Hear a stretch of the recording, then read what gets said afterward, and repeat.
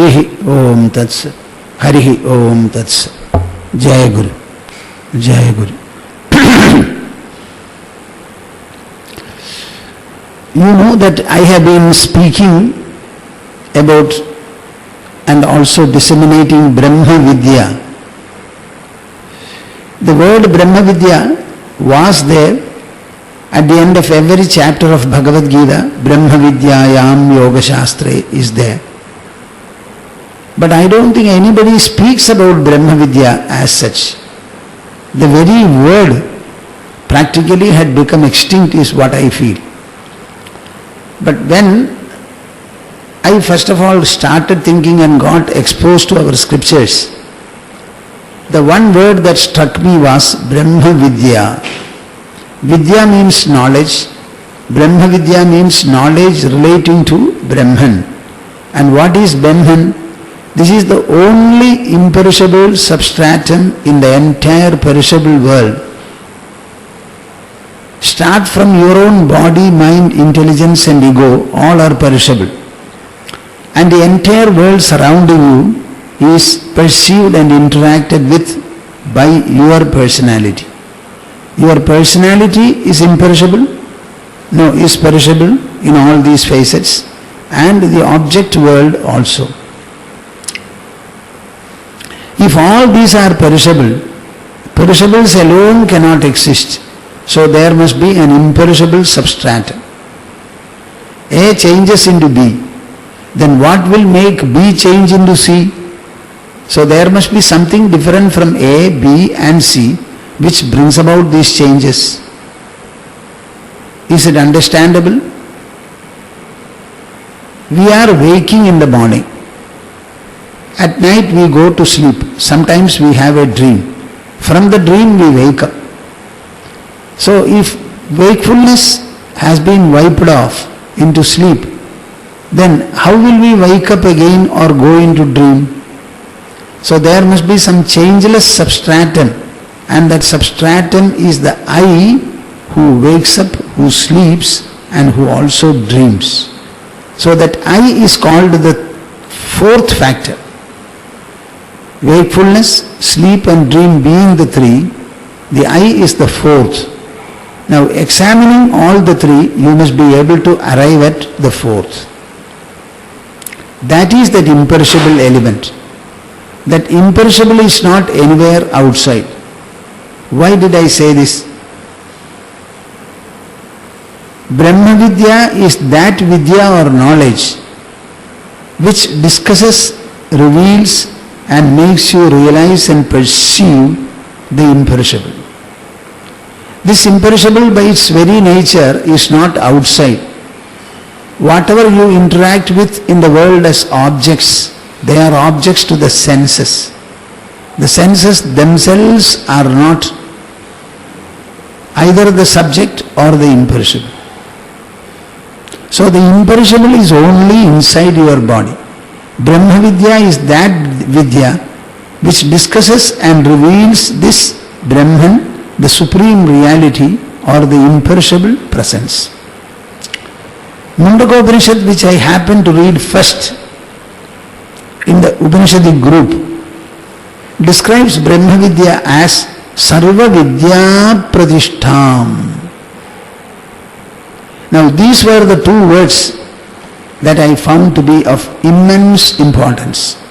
Brahma-vidya, a description of the spiritual knowledge. Sarva Vidya Pratishtham. It is the foundation, the adhara for all kinds of knowledge. I think you should think about these statements. All kinds of knowledge. What are the different kinds of knowledge? With the eyes we see, with the ears we hear, with the nose we smell, with the tongue we taste, and with the skin we touch. So the entire knowledge we have in the wakefulness is covered by Shabda, Sparsha, Rasa, Rupa, Gandha. There is nothing beyond these different from this. Now, in order to have all this knowledge, the fivefold knowledge, fivefold perception, you have the world around you. So the entire world, including all the objects, be imaginative. The entire world, along with all the objects it has, however infinitely distant the world is, however infinitely various the objects are. So we are surrounded by an infinite world containing an infinite number of objects.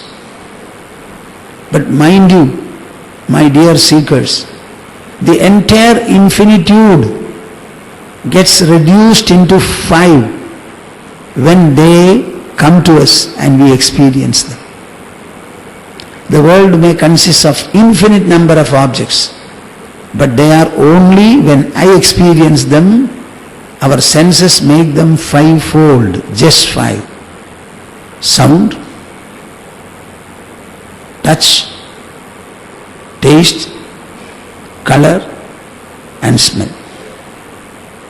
Just see, the entire world objects are reduced into 5.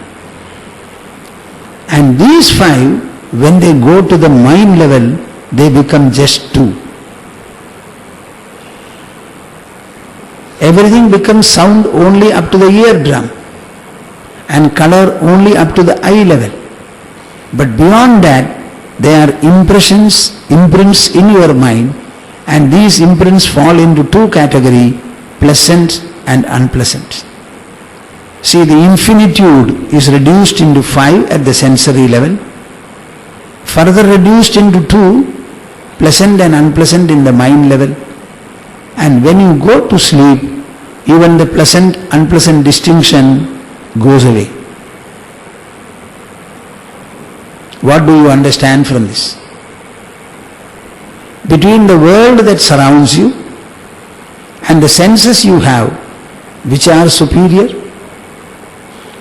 the objects perceived are superior, or the perceiving senses are superior. The world itself is an assessment by the senses, a report and reading by the senses. These senses are made in the mother's womb, all because of the power of the soul within the body. The world has not made our senses. The senses are employed by the mind. So the mind is superior to the senses. The senses do not form any imprints. The mind employs the senses, then makes the imprints in itself. And this mind is directed by the intelligence. Mind doesn't have any power or quality to know. It can only respond to and react emotionally to the sensory imprints. To transform them into knowledge is the task of the intelligence. The intelligence itself is a refined form of the mind. So what do you understand from this?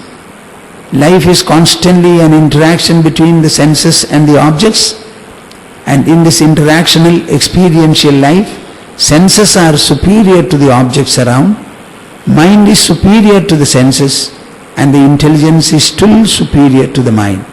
There is something beyond the intelligence where everything ends, and that is what is denoted by the term I, the self. Yo buddhehe paratastu saha, as Bhagavad-gita puts it.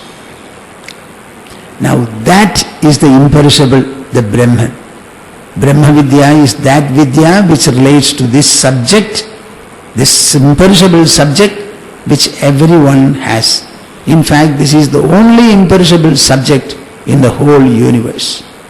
You can say the universe is a huge circle drawn from this central imperishable presence. Sarva vidya pratishtham. Now you tell me, all the knowledge that you have, whether it is physics, chemistry, mathematics, zoology, biology, electronics, nuclear science, humanities, business administration, corporate functioning, marketing, finance, anything whatsoever. All these are knowledge proceeding from the subject and stored in the subject. Our mind is a subjective functional unit. Intelligence is a subjective functional unit. It is neither matter nor energy. Our body is matter energy, but mind intelligence are not.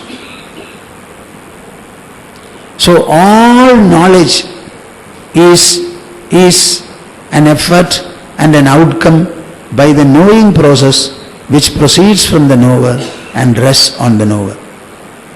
There is no growth from outside to inside, only from inside to outside. So the entire journey of knowledge proceeds from within, rests in within, and concludes also within.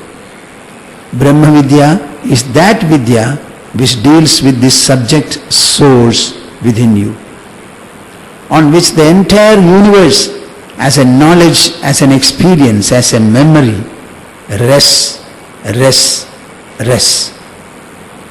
Sarva vidya pratishtham. Sarva vidya pratishtham. It is the seat and foundation of all knowledge. In knowledge there are two categories: the visible, the seen, and the drishya. Another is the seer, the drashta or the drik. Drishya cannot exist independently, but drashta always can and does. The world is the drishya. We come to the drishya from the drashta by a process. I open my eyes, then I see the objects of colors. If I don't open, no color will ever be existing for me in this world. If it exists for the others, they have the eyes and they open the eyes. Now, are you intelligent enough, wise enough, persistent enough, tenacious, zealous, persevering, subtle and refined to enter into your own inside within the body?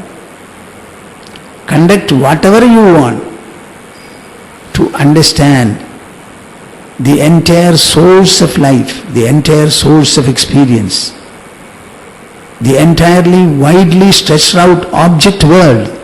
All of them are resting on the subject within.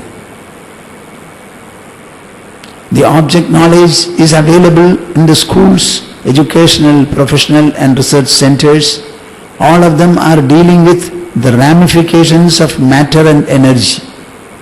The subject knowledge deals with the very process of knowing, understanding it to be a distinction called the knower, the knowing and the knowable. Then tracing it further, understanding the knowable and the knowing as resting on the knower, and the knower itself to be the pure and serene consciousness, the supra-material presence in us. Once you know this, all the flare, craze, everything will come to an end. That is the one which really enriches you, empowers you, enlightens you, elevates you and fulfills you. The subject knowledge alone. Hari Om Tats Jai Guru.